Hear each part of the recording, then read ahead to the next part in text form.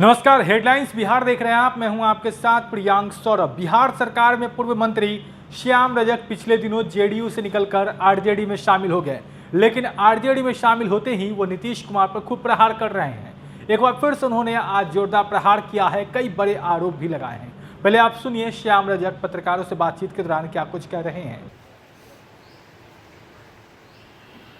आज लोग करते थे और ये आप जो जनता को जिस हाल को कर दिए हैं और उसकी गंदगी या उसकी जो शरीर है, उसकी जो दुर्गंध है वो आपको बर्दाश्त नहीं हो रहा है। मालिक के शरीर आप उसको दुर्गंध समझ करके उससे दूर रहना चाहते हैं और आप दूर से ही संवाद ग्रहण कर रहे हैं। करिए, संवाद करना चाहिए, संवाद करना अच्छी बात है, लेकिन जनता के पास जाएंगे तो सच्ची तस्वीर भी दिखाई देगा। वर्चुअल से सच्ची तस्वीर नहीं दिखाई देगा। चुनाव सर पे है, मुख्यमंत्री इस तरीके से वर्चुअल अपने आप को दिखाने की कोशिश कर रहे हैं। आप लोग बार बार कह रहे थे कि एक्चुअल होना पड़ेगा। मैं तो अभी भी कह रहा हूँ कि जनता के दुर्गंध को आप मत उसके साथ धोखा करिए या उससे मत भागिए। जनता आपको भगा चुकी है और भगा देगी। जनता के जो मजबूरी है, जो उसकी कष्ट है, उस कष्ट के आप अंगीकार कीजिए और उसका समाधान कीजिए, न कि उससे दूर भागिए। आज भी मुख्यमंत्री कई योजनाओं का उद्घाटन करने वाले हैं। देखिए ना, कल भी बजट पास हुआ है, कैबिनेट में पास हुआ है 14,000 करोड़ का। आप 4 साल 11 महीना आपने काम नहीं किया, ये साफ साबित होता, मेरे अनुसार नहीं, आपके कैबिनेट के प्रस्ताव से ही। और अब खर्चा की जल्दी खर्चा हो जाए, ये तो लूटपाट का है, ये प्रोपगंडा की सरकार है, लूटपाट की सरकार है। और मैंने पहले भी कहा है कि 11 महीना में आप अपने बजट का आप 10% खर्चा करते हैं और 2 महीना में आप 80% 70% खर्चा करते हैं। ये क्या दर्शाता है? ये लूटपाट है, भ्रष्टाचार है कि अफसरशाही है। इस बात को मुख्यमंत्री को, सरकार को बहुत गंभीरता से देखना चाहिए। जनता समझ चुकी है। एक सवाल बनता है कि नीतीश कुमार अगर वर्चुअल कर रहे हैं या फिर डिजिटल रैली कर रहे हैं, आरजेडी की तरफ से जवाब कैसे दे पाइएगा?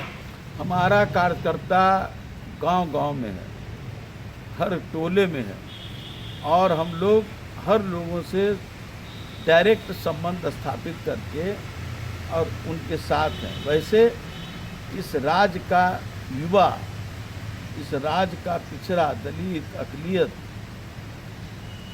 तमाम लोग इतने प्रताड़ित रहे हैं, इतने परेशान रहे हैं कि उसके कारण उनको दिल से निकाल चुका है। अब दिल से निकाल चुका है तो मतदान केंद्रों पर उनको याद नहीं करेगा।